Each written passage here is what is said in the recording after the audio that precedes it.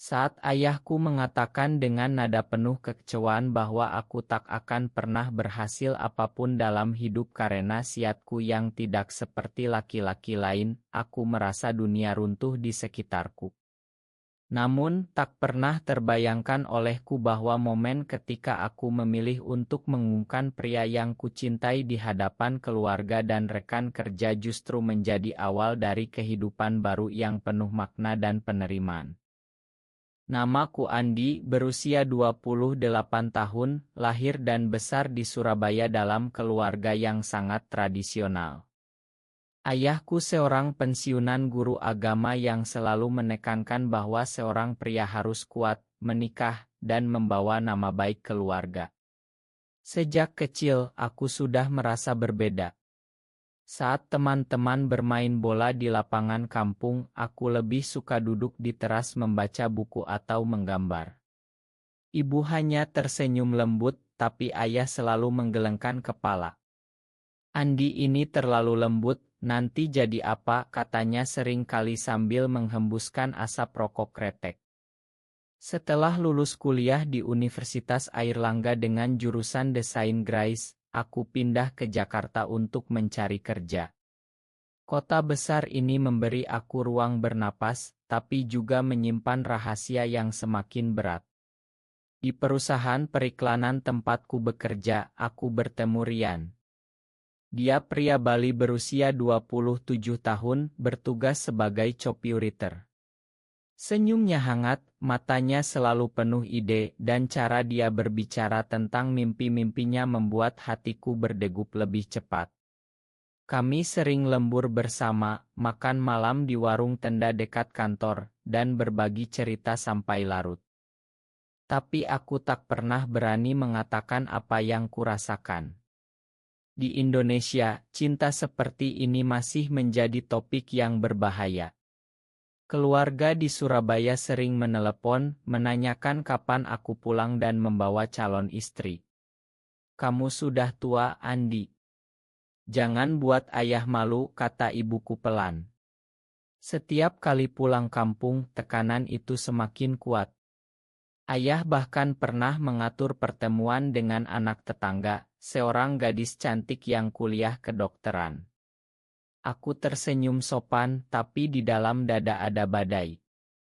Suatu malam di apartemen kecilku di Tebet, Rian datang membawa makanan. Kami duduk di balkon sambil menatap lampu-lampu kota. Kamu kelihatan lelah, katanya sambil menyentuh bahuku sekilas. Sentuhan itu seperti listrik, tapi aku hanya mengangguk. Kerja banyak aja. Malam itu untuk pertama kalinya aku hampir mengaku. Tapi kata-kata ayahku bergema lagi di telinga. Tak akan berhasil. Tak akan pernah. Aku menelan semua itu dan hanya tersenyum. Hari-hari berlalu dengan rutinitas yang menyesakkan.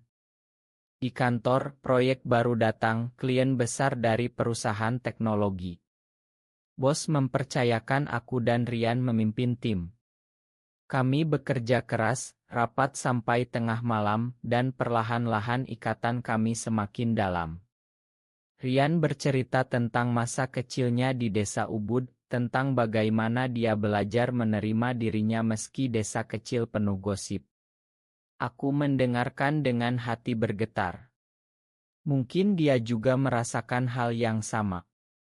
Tapi aku takut. Takut kehilangan segalanya. Pada akhir pekan, aku pulang ke Surabaya untuk acara keluarga besar. Ayah duduk di ruang tamu sambil membaca koran. Kamu masih sendirian, Andi. Lihat teman-temanmu sudah punya anak. Kamu ini mau jadi apa? Suaranya tajam. Aku menunduk, tangan gemetar memegang gelas teh. Malam itu, di kamar lamaku, aku menangis diam-diam, rahasia ini semakin berat, seperti batu yang menekan dada. Tapi di Jakarta, Rian menunggu. Dan untuk pertama kalinya, aku merasa ada harapan kecil yang mulai tumbuh. Pagi berikutnya di Jakarta, kantor ramai dengan persiapan presentasi besar. Rian duduk di sebelahku, jari-jarinya mengetik cepat di laptop. "Kamu baik-baik saja setelah pulang kampung?" tanyanya pelan saat istirahat. Aku mengangguk, tapi matanya seolah bisa membaca segalanya. Kami memutuskan makan siang di sebuah kai kecil di kawasan Senayan. Di sana, di bawah pohon rindang, Rian bercerita lebih dalam tentang dirinya. "Aku pernah hampir menikah karena tekanan keluarga. Tapi aku tahu itu bohong. Aku tak bisa berpura-pura lagi." Kata-katanya seperti cermin untukku. Kami mulai menghabiskan lebih banyak waktu bersama di luar kerja. Jalan-jalan di Monas saat malam, menonton film di bioskop pinggir kota, bahkan sekali naik kereta ke Bogor hanya untuk menghirup udara segar. Setiap saat bersama Rian, aku merasa lebih hidup. Tapi di balik itu, ketakutan selalu ada. Suatu hari, bos memanggilku ke ruangan. "Andi, kamu berbakat. Tapi kamu terlalu pendiam. Kalau mau naik jabatan harus lebih terbuka." Aku tersenyum kaku. Terbuka. Kalau saja dia tahu. Di Surabaya, ibu menelepon lagi. "Ayah sakit ringan, tapi dia terus tanya tentang kamu. Kapan kamu bawa pacar pulang?" Aku berbohong bilang sedang fokus kerja. Malam itu, Rian datang ke apartemenku dengan membawa sup ayam hangat. Kami duduk di lantai, makan sambil tertawa kecil. Saat itu, tangannya menyentuh tanganku lebih lama. Aku tak menariknya. Hati ini berdegup kencang. "Rian, aku ada sesuatu yang ingin kukatakan," gumamku. Tapi lagi-lagi kata-kata ayah menghentikanku. Aku hanya menggeleng. "Nanti saja. Proyek kami berhasil. Klien puas, bos memberi bonus." Rian dan aku dirayakan di kantor. Malam itu kami merayakan di sebuah warung sate di pinggir jalan. Di bawah lampu neon kuning, Rian menatapku lama. "Kamu tahu, Andi, aku senang banget kerja sama kamu. Lebih dari itu sebenarnya." Aku membeku. Apakah ini saatnya? Tapi telepon dari ayah masuk. "Pulang besok, ada tamu penting." Suaranya tegas. Aku menutup telepon dengan tangan dingin. Keesokan harinya di kereta menuju Surabaya, pikiranku kacau. Rian mengantar aku ke stasiun, memeluk sebentar di peron. "Hati-hati ya. Kabari aku." Pelukannya hangat, dan untuk sesaat aku ingin tak pernah melepaskannya. Di rumah, ayah sudah menunggu dengan seorang gadis dari keluarga kenalan. "Ini Rina, cocok buat kamu," katanya bangga. Aku tersenyum sopan sepanjang malam, tapi pikiran hanya tertuju pada Rian. Malam itu aku kirim pesan singkat, "Aku kangen." Balasannya datang cepat, "Aku juga." Kembali ke Jakarta, hubungan kami semakin dekat tapi masih penuh rahasia. Kami mulai saling mengunjungi apartemen, berbagi makan malam sederhana, bicara tentang masa depan tanpa menyebut kata cinta. Tekanan kerja meningkat, deadline proyek baru membuat kami lembur. Suatu malam, setelah rapat panjang, Rian memegang tanganku di lift kosong. "Andi, aku tak mau sembunyi lagi." Aku menarik tangan pelan. "Tunggu dulu. Aku belum siap."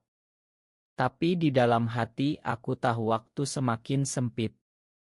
Ayah menelepon lagi, kali ini marah. "Kamu ini mau hidup sendirian selamanya. Orang-orang sudah mulai gosip di kampung." Aku diam saja. Malam itu aku menangis di kamar mandi apartemen. Rian datang memelukku dari belakang tanpa bertanya.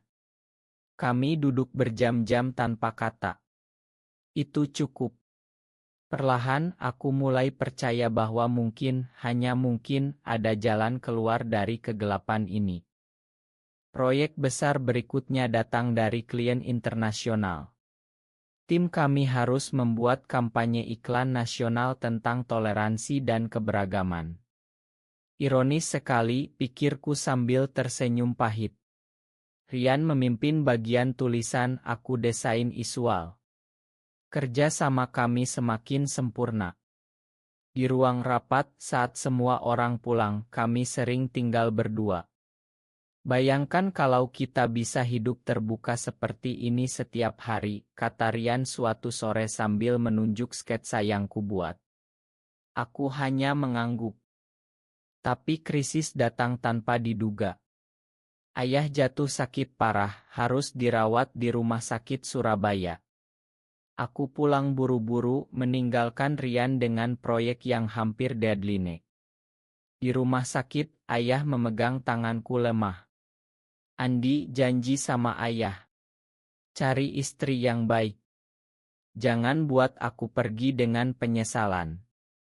Air matanya jatuh. Aku mengangguk, tapi dada terasa sesak.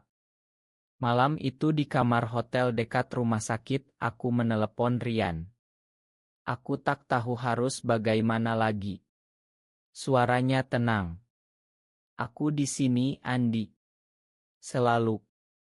Kembali ke Jakarta, proyek hampir gagal karena keterlambatan. Bos marah besar. Kamu kemana saja, Andi? Ini bukan main-main. Rian membela aku di depan semua orang. Dia ada urusan keluarga penting. Malam itu, kami berjalan di tepi sungai Ciliwung yang gelap. Rian berhenti menatapku. Aku cinta sama kamu, Andi. Sudah lama. Kata-kata itu keluar begitu saja, seperti angin segar setelah badai panjang. Aku menangis di bahunya. Untuk pertama kalinya aku balas. Aku juga cinta kamu. Hubungan kami resmi, tapi tetap rahasia. Kami pindah ke apartemen yang lebih besar di Kemang agar lebih aman. Hari-hari penuh kebahagiaan kecil, masak bersama, nonton drama Korea sambil tertawa, merencanakan liburan ke Bali suatu hari. Tapi bayang-bayang keluarga tak pernah hilang. Ibu menelepon, ayah sudah baikan, tapi dia terus tanya tentang pernikahanmu. Aku berbohong lagi. Di kantor, gosip mulai beredar. Andi dan Rian terlalu dekat, bisik rekan kerja. Aku pura-pura tak dengar. Suatu hari, bos memanggil kami berdua. Kalian berdua berprestasi. Tapi jaga sikap di kantor. Kami mengerti maksudnya. Malam itu di rumah, Rian memelukku erat. Kapan kita berhenti sembunyi? Aku tak punya jawaban. Kemudian datang undangan pernikahan sepupu di Surabaya. Ayah memaksa aku datang dan bawa pasangan. Kalau tidak, jangan pulang lagi, ancamnya lewat telepon. Aku panik. Rian menatapku lama. Aku ikut kalau kamu mau. Tapi keputusan di tanganmu. Malam itu aku tak bisa tidur. Pilihan ini terlalu berat. Sukses di kerja, cinta yang tulus, tapi keluarga yang mungkin hilang selamanya. Akhirnya aku memutuskan. Kami akan pergi bersama. Tapi bukan sebagai teman. Sebagai pasangan. Rian tersenyum bangga. Kamu berani sekali. Perjalanan kereta ke Surabaya terasa panjang. Tangan kami saling genggam di bawah meja. Di stasiun, aku melihat ayah sudah menunggu dengan wajah keras. Saat itu, aku tahu segalanya akan berubah. Rumah besar di Surabaya penuh tamu. Musik gamelan mengalun lembut, bau rendang dan opor ayam memenuhi udara. Ayah menyambut kami di depan pintu, matanya langsung tertuju pada Rian. Siapa ini? Tanyanya dingin. Aku menarik napas dalam. Ini Rian, ayah. Pasanganku. Kata itu keluar pelan tapi tegas. Wajah ayah memucat. Tamu-tamu terdiam. Ibu menutup mulut dengan tangan. Malam itu menjadi neraka. Ayah marah besar di ruang belakang. Kamu gila. Ini memalukan keluarga. Kamu tak akan pernah berhasil kalau terus begini. Suaranya menggema. Rian berdiri di sampingku, tangannya memegang bahuku. Kami saling mencintai, Pak. Andi tetap anak baik Bapak. Ayah mengusir kami keluar rumah. Malam hujan deras, kami menginap di hotel kecil. Aku menangis di pelukan Rian. Makan aku membawamu ke sini. Keesokan paginya, ibu datang diam-diam ke hotel. Ayah marah sekali, tapi aku coba bicara. Matanya basah. Kami pulang ke Jakarta dengan hati hancur. Di kantor, berita sudah menyebar. Beberapa rekan mendukung, tapi banyak yang menjauh. Bos memanggil kami. Saya tak masalah dengan pilihan pribadi. Tapi klien mungkin beda pandangan. Proyek baru dibatalkan.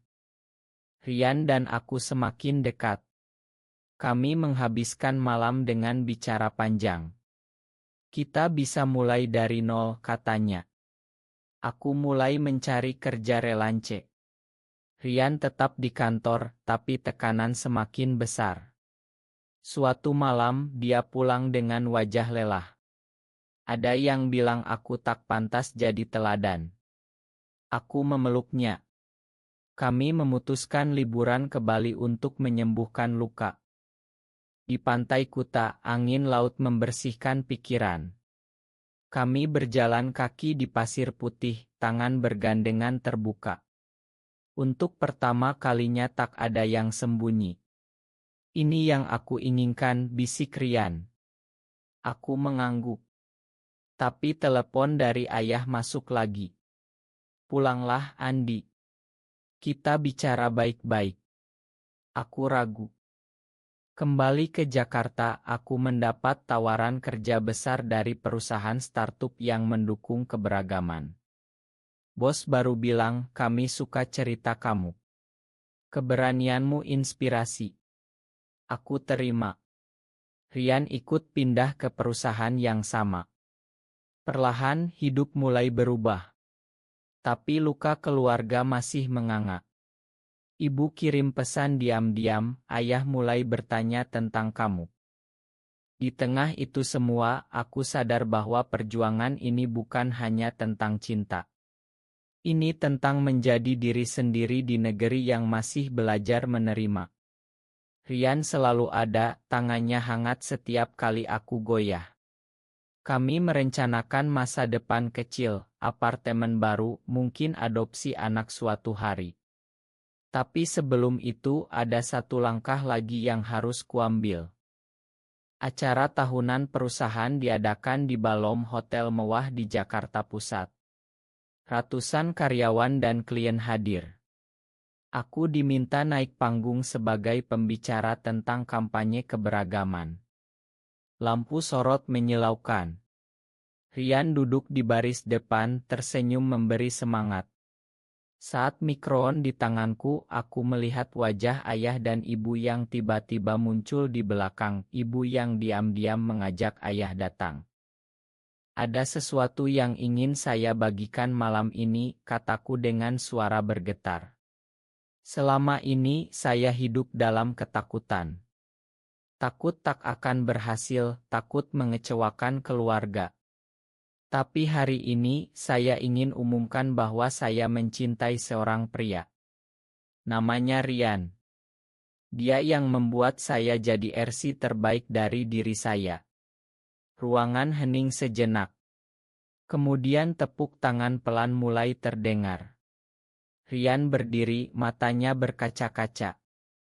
Ayah duduk kaku, tapi tak pergi.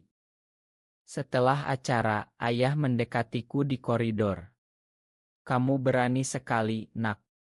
Suaranya parau. Ayah butuh waktu. Tapi ayah tak mau kehilangan kamu."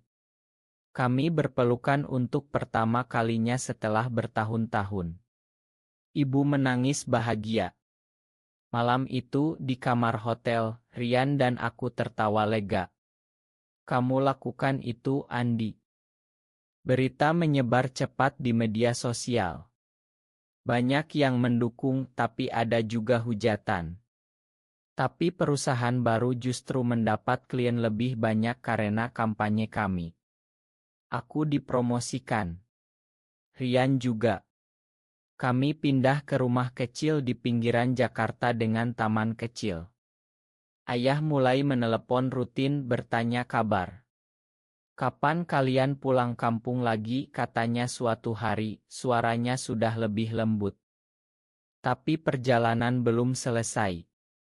Beberapa saudara masih menolak, gosip di kampung masih ada. Kami menghadapinya bersama. Rian mengajarkanku bahwa keberanian bukan berarti tak takut, tapi tetap melangkah meski takut. Kami pergi ke Bali lagi untuk merayakan. Di pantai yang sama, kami berjanji akan selalu saling jaga. Kehidupan mulai tenang. Aku sering bicara di seminar kecil tentang identitas dan penerimaan. Banyak pemuda yang datang bilang ceritaku memberi harapan. Ayah akhirnya datang ke Jakarta bertemu Rian secara resmi. "Rawat anakku baik-baik," katanya pelan. Rian mengangguk. Air mata jatuh lagi, tapi kali ini bahagia. Tahun berlalu dengan cepat. Kami sekarang tinggal di rumah yang lebih besar, dengan kucing peliharaan bernama Milo.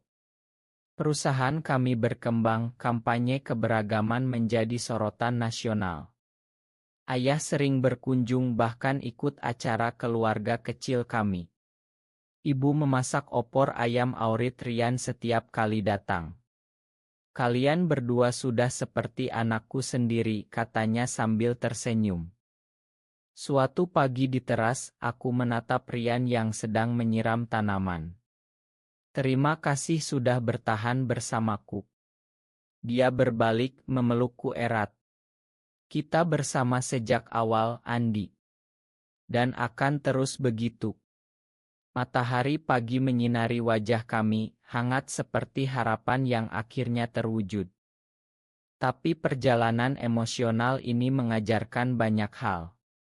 Bahwa cinta sesama jenis bukan akhir dunia, tapi awal dari keberanian. Bahwa keluarga bisa belajar, masyarakat bisa berubah, dan sukses sejati datang saat kita berani jadi diri sendiri. Aku sering mengingat kata ayah dulu yang dulu menyakitkan, sekarang menjadi pengingat betapa jauh kami melangkah. Di akhir pekan, kami pergi ke pantai Bali lagi. Duduk di pasir, tangan bergandengan, menatap matahari terbenam. Rian berbisik, "Kamu sudah berhasil, Andi. Kita sudah berhasil." Aku tersenyum. "Ya, kami berhasil." Apakah keberanian mengungkap identitas selalu membawa kebahagiaan sejati? Benar atau salah?